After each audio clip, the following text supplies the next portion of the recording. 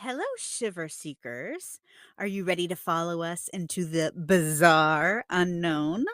I'm Cynthia. And I am Stephanie, and you have found the dark oak.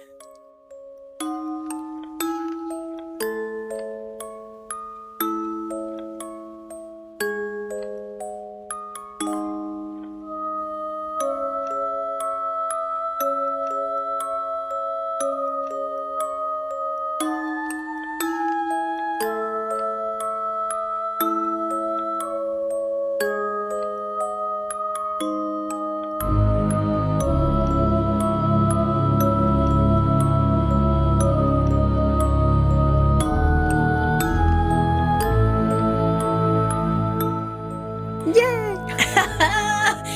Cynthia, Stephanie. today I'm going to tell you the bizarre and outrageous story about Dana Sue Gray.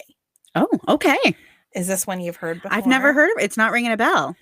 Okay, well, wait until you hear about this one. Okay. Dana Sue Gray was born on December 6, 1957, in Southern California.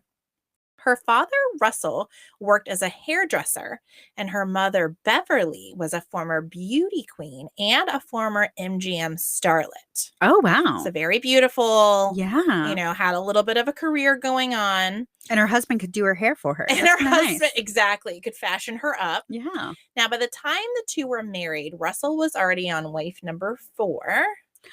Okay. So, commitment wasn't, really his strong suit. But they did get together. They were enamored with each other in the beginning. And after a series of miscarriages, unfortunately, Oh. they did give birth to Dana. Okay, great. Now, Russell, from everything I've read, just seemed kind of like a normal guy. Like, marriage was a little difficult for him, but ultimately just a regular old dude. Beverly, on the other hand, was a whole different story. People who knew her described her in a mix of terms: fun-loving, volatile, adventurous, self-centered, fun, vain. I mean, all these really, she was a mix. I feel like I have a very good idea of who Beverly was already. Oh, yeah. Oh, yeah. I think I know a Beverly. Oh, yeah. She also spent money excessively and was known to have a violent side. Okay. Okay. Yeah. Interestingly, and this is a little foreshadowing, friends of Dana's would use these same words to describe her. Yes. Mm. Russell came home one day to find Beverly scrapping with a neighborhood in the gutter in their neighborhood. Scrapping with a neighbor? Yeah, so literally he drove home from work and Mhm. found her fist fighting with a neighbor in the gutter. Oh, wow. Yeah. So after that, he was like, "I'm done." Oh, that was it? That was the he was breaking like, point? "I'm outie. This is weird." So he left. Okay. Dana was about 2 years old. Unfortunately, for several years after that, she didn't have a ton of contact with her father. Oh. They did form a relationship later and in life, Mhm. but this left most of the parenting to Beverly. Sure, yeah. And her parenting style was described as a combination of material overindulgence and emotional neglect. Surprise, surprise. I mean, I couldn't have seen that coming. Recipe for success. In this case, one could argue that the apple doesn't fall far from the tree because Dana started acting out almost immediately for attention, and it was apparent that Dana had inherited her mother's terrible temper. Oh. Even as a child, when Dana didn't get what she wanted or felt neglected or put down, she got revenge. She cut holes in one of her mother's dresses, wet her half-brother's bed, would just Oh, go in and literally just pee on his bed to make him angry. like a mad cat. Like a mad cat. Yes, exactly. You left me home all day. Here, I'm Yeah. gonna pee in your shoe. Yeah, exactly. Wow, Exactly. okay. Yeah. She trashed her teacher's classroom, and her most popular method of revenge was to steal money from her mother and go out and buy whatever she wanted, normally like candies and trinkets and things like that. And how old is she? This is kind of up until the age, well, I don't know exactly when she started going Sure. out and doing these things, but Mhm. basically like prepubescent Okay, so Like, red flags. These are pretty severe. oh, yeah. This is like 12, 13, 14, Yeah. like young. Yeah, that's pretty scary. Yeah, exactly. Um, she cared little for school and made mediocre grades and would often fight with her teachers and peers, skip classes, and experiment with drugs and alcohol. Okay.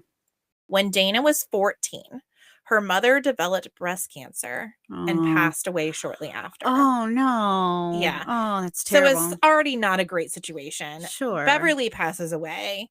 Dana attempted living with her father after her mother's passing, but was kicked out of their home after her stepmother found marijuana in the room she was sharing with her stepsister. Okay, I mean, I can see where stepmother's coming from. At the same time, like, yeah, you know what I mean? Like, we still Yeah. got to take care of this little girl here. Exactly. But again, I mean, you can't have marijuana. Yeah, you got to protect the other minors in the home. Exactly. Yeah. Exactly. It was during this time that Dana discovered her need for adrenaline. Dana was obsessed with extreme sports. She loved skydiving, windsurfing, snow skiing, and cycling. If it was fast and dangerous, Dana was ready. Wow. Despite her whirlwind adolescence, Dana managed to graduate from high school in 1976. And after graduating, she moved in with her 23-year-old skydiving instructor boyfriend, Rob. I always feel like this is like a script for a movie in some scenarios. During the time in the hospital with her mother, Dana had decided she wanted to be a nurse. So with her boyfriend's help, she began attending nursing school. Okay. Now, during this time, she became pregnant twice with Rob, and at the urging of her boyfriend, aborted both babies. Okay. Now, this is something that apparently haunted her. You know, she really was disappointed. This wasn't what she would have chosen. It's not what she would have chosen. Okay. But despite this, she really seemed to get her life together. She graduated from nursing school in 1981. She got a good job and seemed happy. She was a serious athlete with a fit physique and beautiful blonde hair. In 1987, she married Tom Gray, her high school crush, at an upscale winery in Temecula. Cute. Yeah, so it's kind of like she had this kind of rough upbringing. It wasn't going well, but she really seemed to get it together. Yeah, she became a nurse. She has this guy that she loves that is like crazy about her. Like, just keep it together, Dana. Yeah. But that is not what happened. Huh. Marriage quickly started to turn sour when Dana dug the couple into debt within the first year of their marriage. Luxury and indulgence were all that seemed to matter to Dana. Dana's professional life also started to suffer. While proficient at her job, she was often seen as patronizing and controlling by her coworkers. She was unable to accept any criticism and refused to take responsibility for even minor mistakes. Any perceived slight or insult were blown out of proportion, making all those around her feel as though they were walking on eggshells. Ugh, okay. Yeah, so that volatile part is there. It's part of her. Yeah. Within a few years, Dana was drinking more and fights with her husband escalated. While the two tried to raise money through various business ventures, none could bring in money to offset Dana's spending. She was just out of control. In early 1993, Dana moved in with her lover, Jim Wilkins, and his 5-year-old son, Jason. Okay. Jim and Dana knew each other because Jim was a member of Dana's husband's band. Oh, good. Okay. Yeah. Eating where we poop. Yes. Nail on the head there. Nail on the head. All right. For several months, this is so weird, Dana went back and forth between her husband and her affair with Jim Wilkins, trying to conceive a baby. With either one of them? Yes. And both of them, did they know about each other? Yes. Okay, that always baffles me. No, Dana was very desirable. Yeah. Apparently. That always baffles me when people are like openly like knowing that their partner is but they're like cool with it. Or maybe not cool with it, but no, I think Tom really wanted her back, and Jim was like enamored with her as well. Again, she's very fit. And again, she's sociable. Like she's likable. Yeah. When she's not, trying to beat you up. But she, I mean, she has this charisma about her. Sure. Right? She did become pregnant twice, but both pregnancies resulted in miscarriages. Oh. Yeah.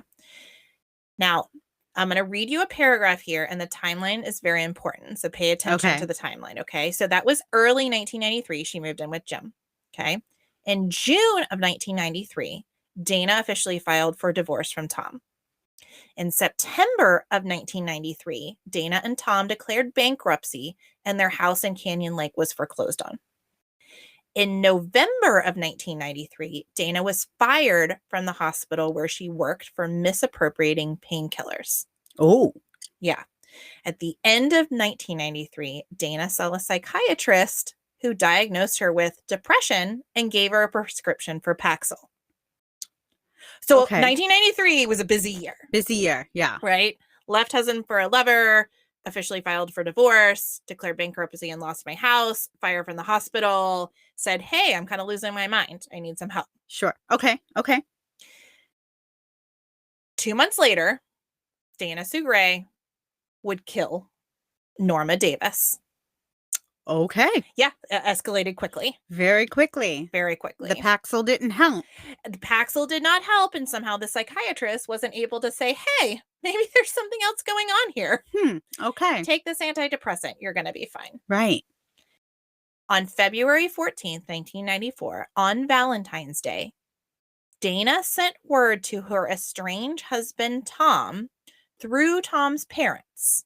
Okay. Now, she did this because when it was really going south, Tom cut off connection with Dana.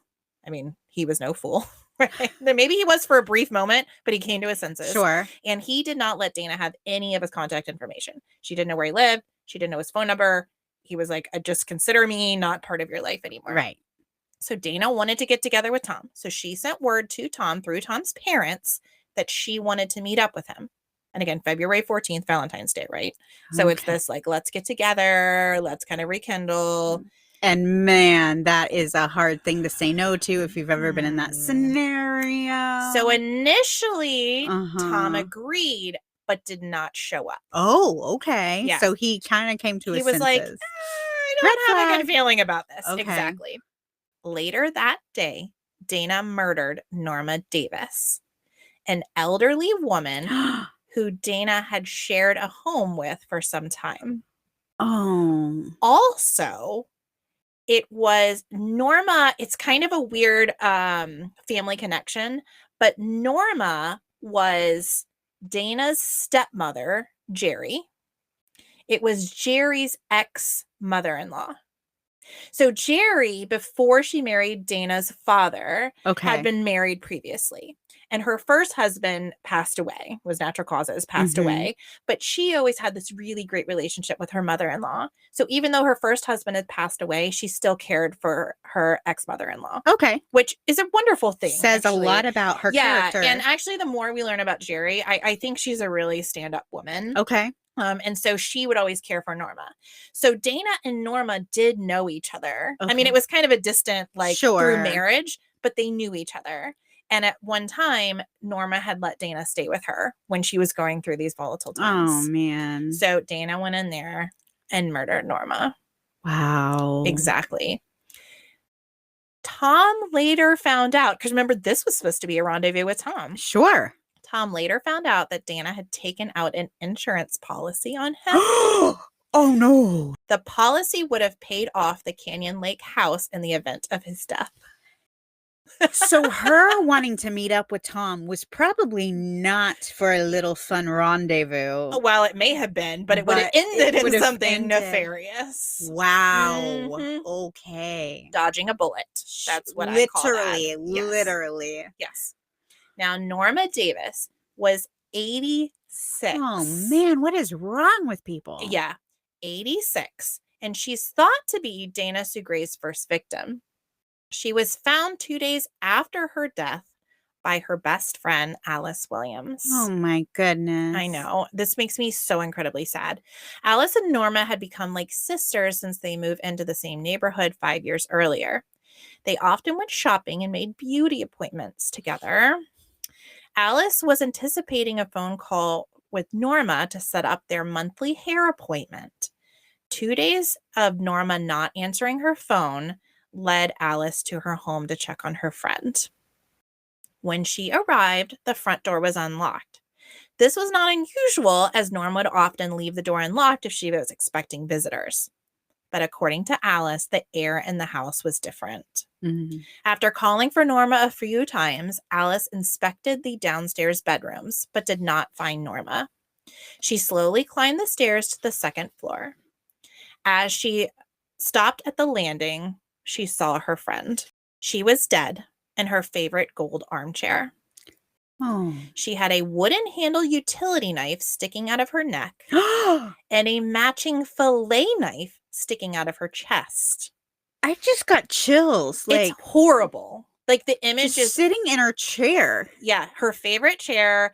And she had all the things that she would need around her. Like, she looked like she was settling in for a while. She had all her knitting things. She had her drink of water. She had a book. Like, she was clearly just settled in. She had little slippers on her feet. I mean, she was just like, I'm just going to have a nice, cozy day. And this one, Somebody just kind of shoves knives in her. Exactly. Wow. Awful. Oh, I wasn't expecting that. Wow. Yeah. I know, it's a doozy. And I had to say, okay, murdering anybody is not okay, but to murder the elderly is like murdering a child. You know what I mean? It's a like, special kind of heinous. Yeah, it's like, I don't know, and I don't know why that is, but just like, come on, an 86-year-old woman, like, just trying to live out her the life. rest of her life. Yeah, just leave her knitting. be. Yeah, that's right. Wow. That's right. Other than a broken fingernail, which was perfectly painted pearl pink. Oh, of course it was. There were no other visible marks on her. Oh, wow. A bloodied Afghan lay over her feet. Detectives later learned that there had been no forced entry into the home. An autopsy revealed that she had been strangled, most likely with a phone cord ripped out of the wall, and stabbed 11 times.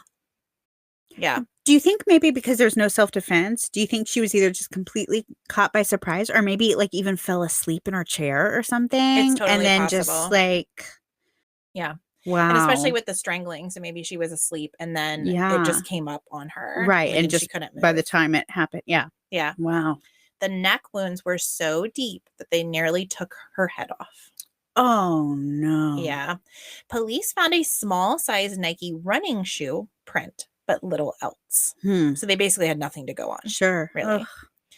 An hour after Dana ended Norma's life, 2 days before Norma's friends and family would even learn of her death, Dana was on a shopping spree with Norma's credit cards. I literally just got chill bumps because that is like, I don't know why that is so insensitive, but that is so incredibly like a slap in the like, I'm going to kill you and then I'm going to go spend your money. I mean, it's unfathomable. There we go. That's why we started this episode by saying bizarre. I mean, this is so bizarre. Oh my so bizarre. Gosh. Yeah. 2 weeks later, so that was on February 14th. So 2 weeks later, on February 28th, 1994, Dana killed again.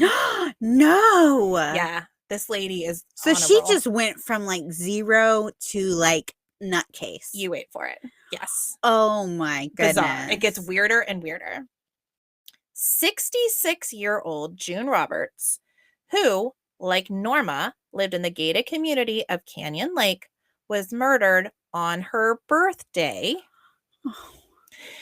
with her boyfriend's 5-year-old son, Jason, sitting in the car. Dana, who knew June as an acquaintance, knocked on her door under the ruse of borrowing a book on how to stop drinking alcohol. June allowed her into the home, and while she was looking for the book, Dana unplugged June's phone and used the curly cord to strangle her. When June was unconscious, Dana kept tension on the phone cord by tying it to a nearby chair. Like, she drug over this armchair and tied it so that it kept pressure like on it. And then she stepped away into the kitchen and found a heavy wine decanter.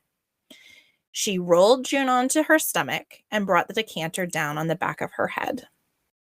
Dana then rifled through June's purse, stealing 2 of her credit cards. Wow. Violent, violent woman. After she left the scene, she went back out to the car where Jason was waiting and said, "Hey, buddy, you want to go on a shopping spree?" I mean, callous does not even begin to cover it. Okay, all I can think about is like this little boy when he grows up and learns that he was sitting outside in the car when this woman just brutally murdered a woman. That's right. That's right.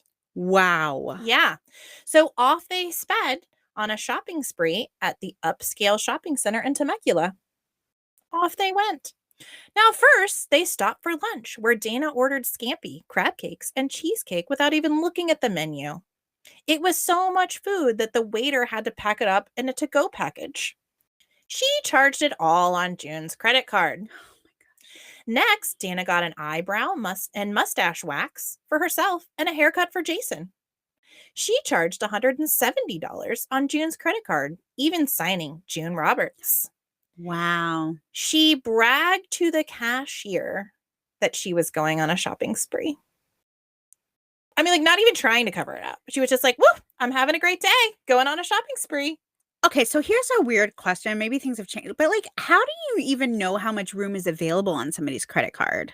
I think she was just going to keep spending until She- it wasn't there anymore. And also, remember, June was kind of an acquaintance. Okay. And she was known to be wealthy. I mean, this Canyon Lake area was, I mean, it wasn't like really like true, like significant wealth. Okay. But these women were known to be a little bit more well-to-do. And probably frugal. I shouldn't say that because that's kind of stereotypical, but you know. I mean, I think a lot of these women were known, these older women were known to be very in shape. June in particular actually was known to be very fit. Like she was a very good looking older woman, very tan, pretty muscular. I mean, played a lot of like sports like tennis and things like that, very active. But she had been recently widowed. Okay. And so I think it was just known she had this wealth. Okay. So like, because I'm thinking, So she was a good target. Some people's credit cards you decline or you know what I mean? Don't kill me. We don't have any room on our credit cards. It'll all be in vain. But, okay, so that makes sense. She knew enough to know that they're these people. Exactly. Yeah, okay. Exactly. Next, they went to West Dallas, which was an upscale leather goods store. She spent $511 on a black fringed leather jacket and red, yellow, and black cowboy boots. She wore the red boots out of the store. 30 minutes later at a jewelry store, she signed June Roberts' name on a credit card charge for a $161 diamond and sapphire drop earring set. At Mervyn's, a popular chain department store, she purchased a dozen pair of women's underwear and 3 pair of children's shoes for Jason for $168. 5 pairs of boys' jeans and Levi's, 8 shirts, and a handful of boys' socks and undies for $240. And a new sheet set for $41. Of course, all charged to June.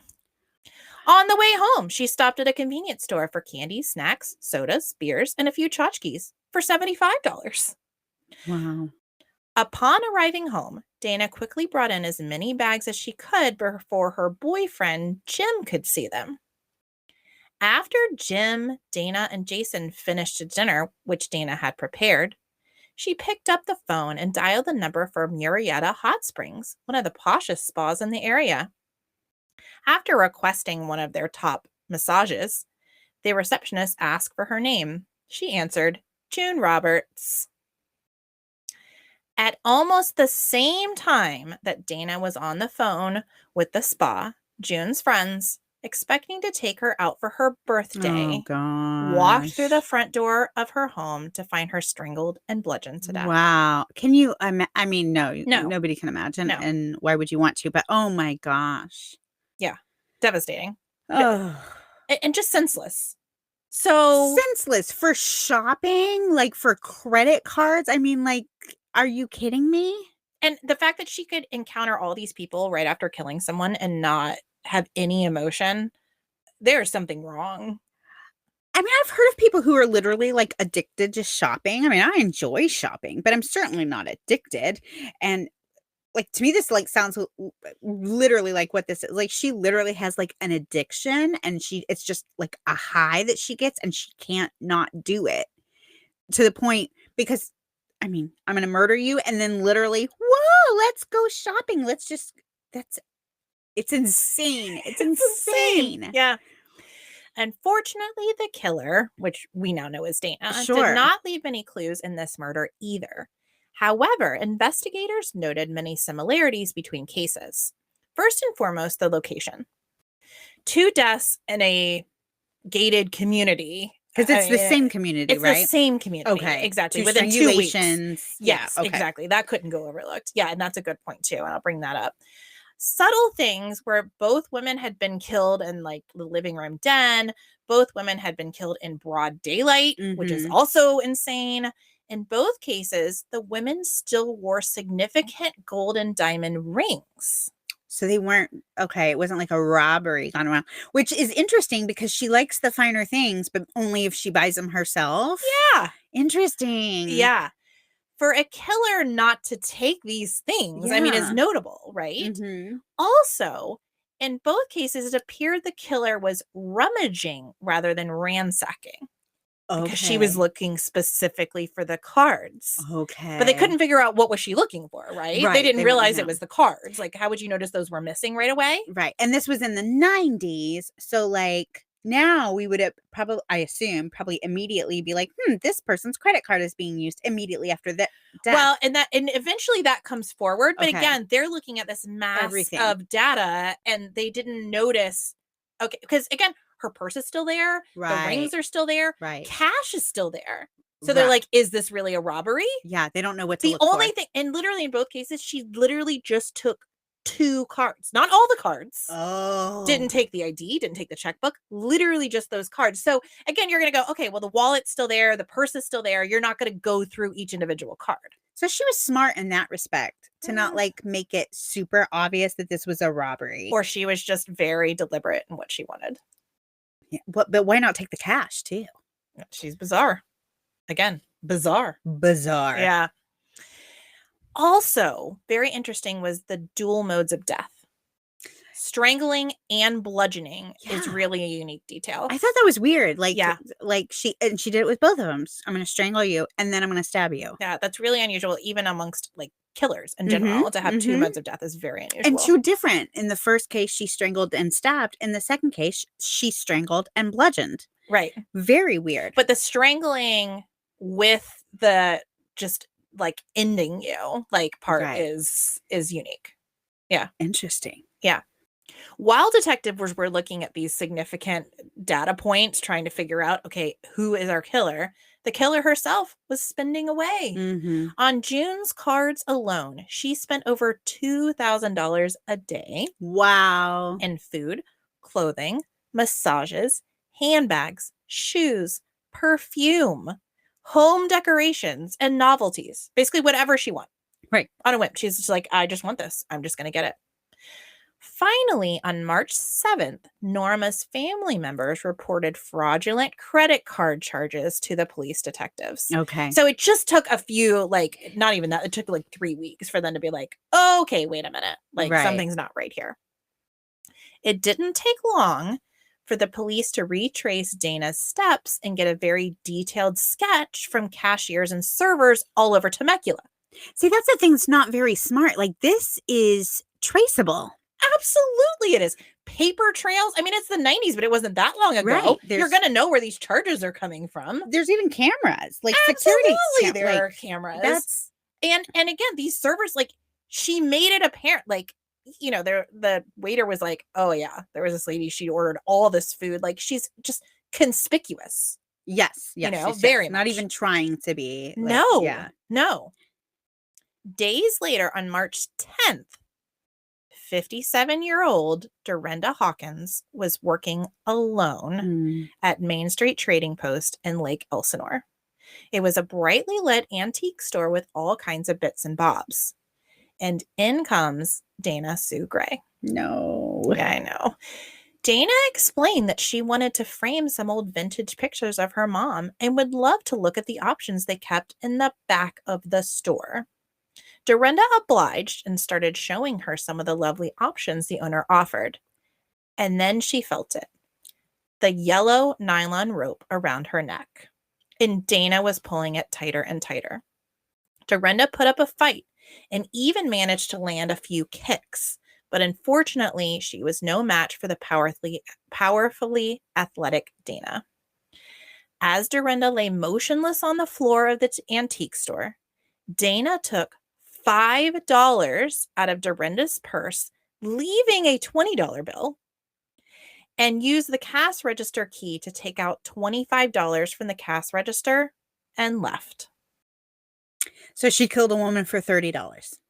$30 is what she took. The next day, though, Dorinda was able to give detectives a detailed sketch. Yes. Go, Dorinda. Thank goodness. Thank goodness. I was really stressed. I know. So she was able to give a description. And wouldn't you know, it matched these other sketches that the police had. Whoa. The most chilling part of Dorinda's testimony to me, though, revealed some very haunting truths about Dana. As Dorinda was instinctively reaching to pull the rope from her neck, she locked eyes with the stranger attacking her. She looked directly in her eyes, expecting to find hatred, but said she found none. She saw no emotion, only a look of determination that Dana had a job to do and was going to do it. She saw no hate, no malice, no excitement, no hint of a drug-crazed gleam, just a look like she had killed before and was determined to do it again. Wow. And you know what? If it weren't for that lack of a second form of violence, because that's the difference between the crime scenes. Yes. Why didn't she bludgeon her? I don't know. Yeah, that's weird. She only strangled her. Which didn't kill her. Yeah, thank goodness. Yeah, well, sure, yeah. But like, wow. Yeah. It was at this time that Jerry, remember Dana's stepmother, became an important part of the investigation. Originally, when Norma was found deceased, Jerry became almost a suspect, or at least she was considered a possible suspect, right? Because she was seeing her all the time. And so detectives got to know her really well through all this questioning. And it became pretty evident very quickly that she didn't have anything to do with it. Sure. And they actually became friends. And Jerry was very determined to find out who Norma's killer was. And so she would often help the detectives. And so they would call her, like if they thought they had a lead, they would say, hey, what do you think about this? Or do you know this person? Or did Norma ever go here? Those kinds of things. They came to her and showed her the sketches. I was going to say, it sealed Dana's fate. Wow. Yeah. By March 16th. Now remember, the first murder was on February 14th. Oh my gosh. Like literally this is March month. 16th. A month. Yes. March 16th, Jerry had named Dana as the most likely killer. She was like, it kind of lines up with everything. Yeah. And at least 2 of the 3 victims were connected to her. That's exactly right. So it was all kind of like falling into place, right? Okay. Unfortunately, this revelation came too late for 87-year-old Dora Beebe. No. Yeah. On March 16th, again, think about it. So the detectives learned this information March 16th. This is also March 16th, the morning of March 16th. A few minutes after Dora came home from an early morning eye doctor's appointment, Dana pulled up in front of Dora's house. Dana knocked on Dora's door and asked her for directions. Dora invited Dana inside to look at a map. Once inside, Dana attacked and killed Dora. Dora was strangled and beaten with a steam iron with such force that it dented the iron and split open her skull. Wild. Now, a steam iron, that's like what we use, right? Like an iron that has steam. That's exactly what it is. Yes. To hit, those things are so heavy and so like solid. Yes. To hit something with that to the point where it dents, I can't even imagine doing it. Yes. Wow. Yes. Dana was found the next day by her boyfriend of 8 years. Oh, no. Dora was a stranger that was simply in the wrong place at the wrong time. Being kind, opening the door for this woman and showing Yes. her a map. Yeah, literally, he had just gotten home. This lady pulled up, said, "Hey, I like directions." And that was it. Wow. An hour No. mhm, after leaving Dora's home, Dana withdrew $2,000 from the widow's bank account and used the money to go on yet another shopping spree. Now, remember the timeline of everything. So, police already decided, okay, this is our most likely suspect. So, they started tailing her. They started tailing her while she was withdrawing this money. Oh, wow. Okay. Crazy, Okay. right? So she's in there getting this money. They're started trailing her. So they're like, okay, we started following her at the bank. They follow her to all these stores. She's going in, and it doesn't take her long to drop a ton of cash, right? So Sure. she's going in, she's spending, 30 minutes later, she's at another store. 30 minutes later, she's at another store just spending all this money, right? They follow her back to her home where she starts unloading the car, bags and bags and bags of things coming out of her car into the home. Police had seen enough. They're like, okay, we're done. This is our girl, right? So they escorted Dana, quote, escorted. They took her immediately to interrogation room. And police at the scene when they arrested her or basically took her in for questioning reported they could barely see the linoleum floor under all the unpacked shopping bags. They said it was reminiscent of Christmas morning before the mayhem had been cleaned up. And I've seen pictures. It literally is just bags, like shopping bags, like through the whole house. It's wild. That haven't even been opened. Right. And think about it. If she's buying all this within like a month period, Yeah. you barely even have time to use any of the things and you're just buying new things. So it literally is like the addiction of like swiping the card and buying the thing. She's like the hoarders where they just like was turning into one for sure. Where they just have I've to got have the stuff. Yeah. Propped in the corner, they found a new $1,000 Trek mountain bike. Wow. Okay. Oh yeah. I mean, it's just wild. Yeah. The thing that she spent on. Just on a whim. She's like, diamonds, mountain bikes. Yeah. During her interrogation, she adamantly denied any wrongdoing. Detectives interviewed her for hours, and even though they knew she was the killer, they couldn't get her to confess. They then started telling her that she had been on security footage at all these venues she had frequented. Mm-hmm. Now, again, this is so new. They actually hadn't gotten any footage. I mean, they had a few, but they didn't have a ton. But they kept telling her that they did, like expecting her to be like, okay, fine, you found me out. The one place they knew for sure she had been was Provident Bank, which is where she had withdrawn Dora's money, because that's where they started tailing her.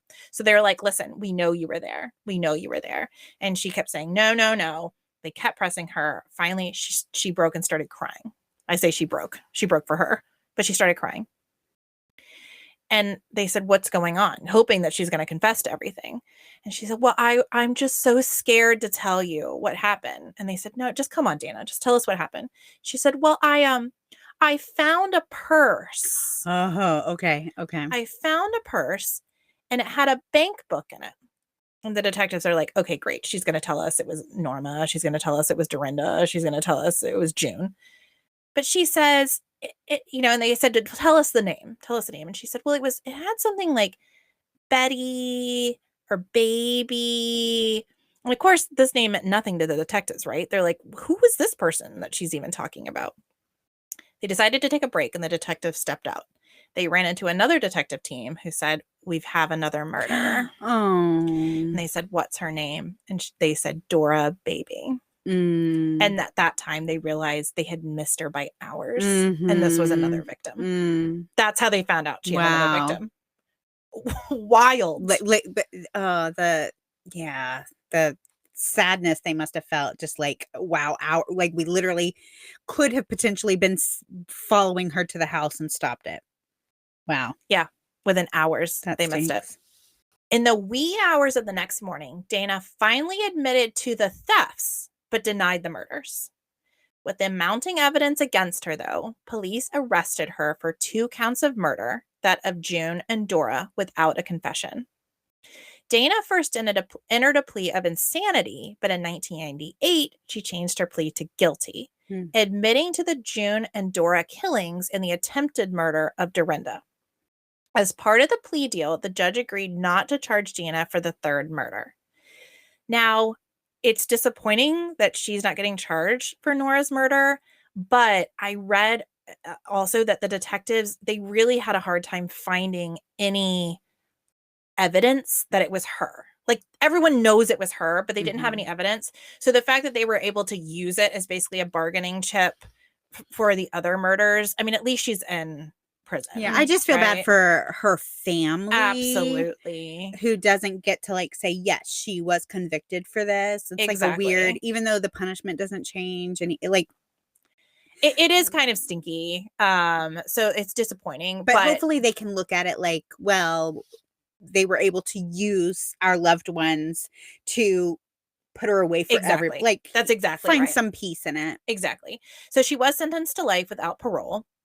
She remains at the women's prison in Chowchilla, where she brace yourself, where she sometimes sends collectibles to murderabilia websites. No, I hate her. Are you familiar with these websites? So for anyone who doesn't know, murderabilia websites are websites that criminals, mostly incarcerated criminals, send out things that they have worn or touched or used or made, and they send them to these websites to be auctioned off by really disturbed people, in my opinion. Right. Someone who would be willing to support a murderer. That's just right. So they can be like, oh, look, it's, That's right. So, Cynthia, you will be so disappointed to know that someone has already scooped up the $250 autograph panties. Okay, I'm going to throw up. Used. Of course they are. What? Ooh, but don't worry. You still have a chance to grab the $65 hand tracing and the, quote, prison-worn t-shirt decorated with a drawing of a blue butterfly perched on a skeleton's hand. Wow. Christmas list. I know what I'll be getting you for Christmas, Stephanie. And if it weren't so freaking disgusting and morbid, actually, that would be really funny to get. Yeah, don't get me that. No, side note, don't if it weren't like so, like, if it weren't so, what a slap in the face. Like, yeah. I do have a little bit of we're obviously into true crime and stuff, but like, I do have a little bit of a problem with the people who like almost like put these terrifying, scary, horrible people like on these pedestals, like, and like, who's your favorite serial killer? Well, none of them. I hate all of the serial killers. Yeah, they're actually all depraved. Yeah, and bizarre. Like, I don't have a favorite. I don't wear like, no serial killer t-shirt kind of things. No fan clubs. So that, I guess that's like my problem with like the murderabilia kind of thing, is it's just like, these people are awful people. Now, will I go to a museum and look at John Wayne Gacy's original clown costume? Yes. Ooh, that gives me shivers just thinking about it. Like, the Alcatraz Museum in Gatlinburg is like full of that kind of stuff, and that's fascinating. But I don't know. To me, that's just, I wouldn't like buy that in an auction. You're not going to buy $250 worn prison panties? Probably from not. Dana Sue Gray? Oh, probably not. Not your wheelhouse, huh? The handprint, the hand trace. No, yeah, no. Now, most of my research I got from a book called To Die For, which is written by Kathy Braidhill, and it's all about Dana's story. Okay. So it kind of tells it to beginning and to end. And it's a neat book, too, because it reads like a novel, which, I mean, and this is a perfect case for that, because it seems so bizarre. Like, this can't be real. It seems like a Lifetime original movie. That's exactly right. That's exactly right. But these notes were in the very front at the prologue, and I like to read you just kind of word for word, because it's so nail on the head here. Dana Sue Gray is a rarity. There are 36 documented female serial killers. Only 36. Yeah. I mean, so rare, right? Yeah. There are 36 documented female serial killers whose murderous careers span the 19th and 20th century.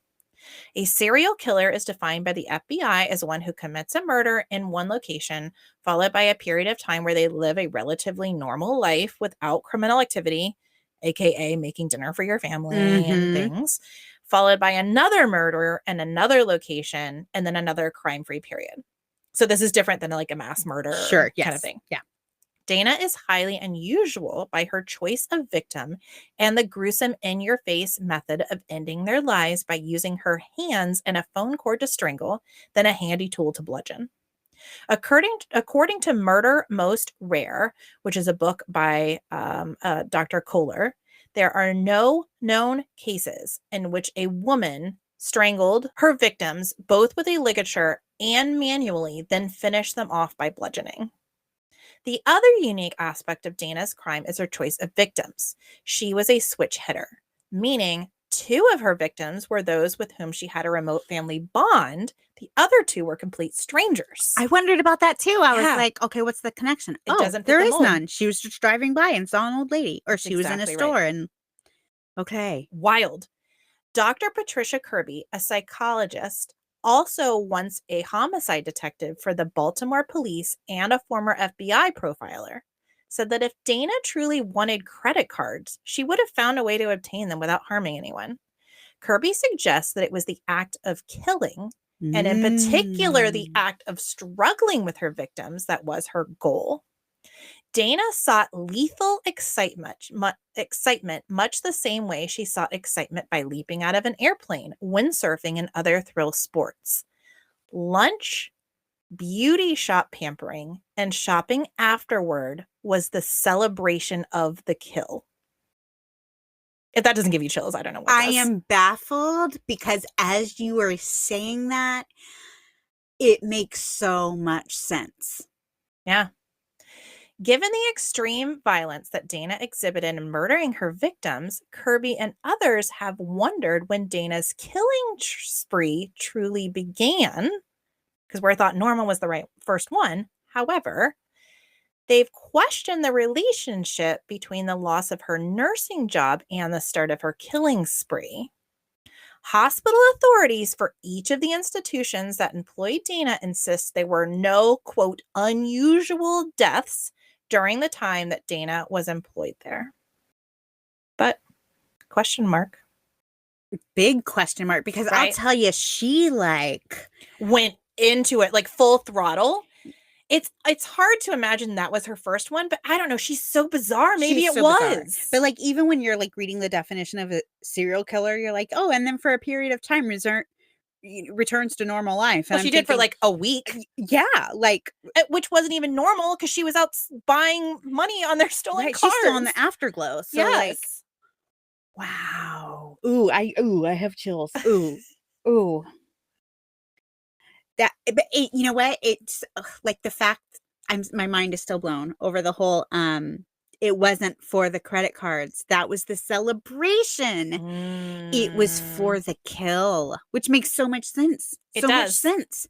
Because that's why you're going to leave the 20 and take the 5, because it's not really about the money. It's the except she spent a lot of money for it not being about the money too. Right. But I bet you with every purchase, like, and there probably is like some real shopping, like, well, and psychology. clearly she was overindulgent in like her spending. That was already her MO. Right. But I do feel like she was like, I've done it. Now I just get to just, again, like they said, the celebration of the kill. Yeah.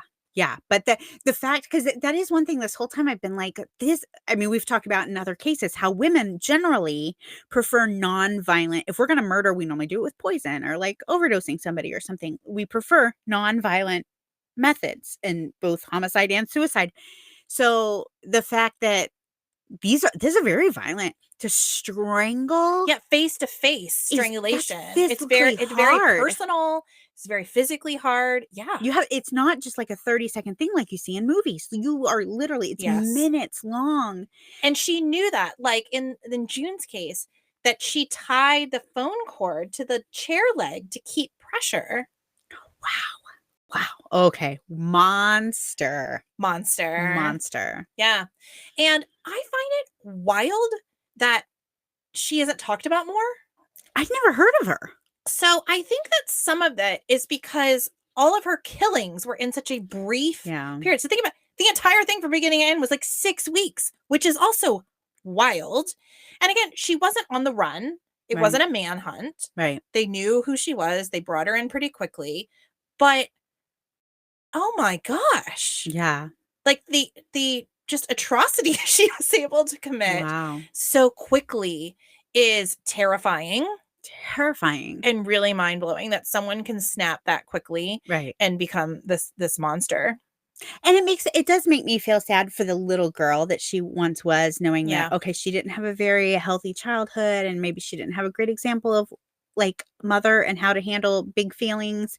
And, and then her mom died tragically and suddenly. And like, so, I feel bad for like that person, but like we also all make choices and whoa, she made a lot of And really she bad made a ones. lot of really bad choices. I mean, it sounded like she kind of had this uptick in her life, and then it was just a Yeah. dramatic fall. Well, maybe the uptick wasn't like she probably there are some people who just really love dysfunction. And so Mm, maybe like when things are there is a certain like panic, like when you're panicked about whatever it is, there's like a certain adrenaline, when you're in trauma, when you're in stress, and whether that's a volatile relationship or in debt or trying to conceive or having like there's a yeah. certain stress that like keeps you amped up. And if she genuinely like really loves that, then when things are going well and you're not feeling that, when you can just relax, maybe that just didn't work for her. I would love to like have somebody study her brain and see like what was wrong with it. Yeah. It's wild. Because it's obviously not a normal. She's not normal. I would hope this is not normal Right. because I would hate to think there are a lot of Dana Sue Grays out amongst us. Yeah. But like I feel like she literally like had There's something something like not right. yeah, I mean, and I'm not going to like diagnose her with anything, but right. definitely everything I know about sociopaths and things Yeah. like that. I mean, to have no remorse. Yeah. I mean, to just There's a baby in the car while I go kill, like yeah, all that like, weird. and then to just, and what's crazy is she and many of the reports really cared about Jason, the 5-year-old, like was really concerned about him. And think about, she purchased a lot of things for him. I thought that too. I was like, it wasn't even just stuff for herself. It was clothes for him and get his hair cut and like No, but at the same time, I imagine that she was probably like, tell me thank you. Like, and so to have him kind of praising her or to make her feel better about herself, because I imagine he was like, oh, Dana got these for me. Yeah, Dana how got these for me. fun. We had fun. We went shopping. We went to this restaurant. Like we went out and did things like, so that also may have been, I mean, on the surface, it seems like something possibly benevolent, if you want to use that word, but really it could have just been another selfish move. Right. Well, and the other thing is I think people, if there actually is like a genuine like shopping addiction, which sounds so dumb, but I know some people really have it. Yeah. Literally, a lot of times people will just get the thrill from swiping the card. It doesn't matter what it's for. It doesn't even matter whose card it is, but literally the thrill is in the spending of the money. No matter what it is. Doesn't matter what it is. Just let me swipe my card. Yeah. So this could have been a combination. I mean, a thrill of the kill and then the thrill of the swipe. Wow. Killing and swiping. Killing and swiping. Stephanie, you really brought it today. Woo! Bringing it home. Wow. And a lot of shopping bags. Wow. That's awful. Yeah, it really, I mean, these poor sweet ladies. Yeah. All right. Well, on that note, join us next week for more thrills and chills. Thanks for joining us on The Dark Oak. Bye-bye. Bye.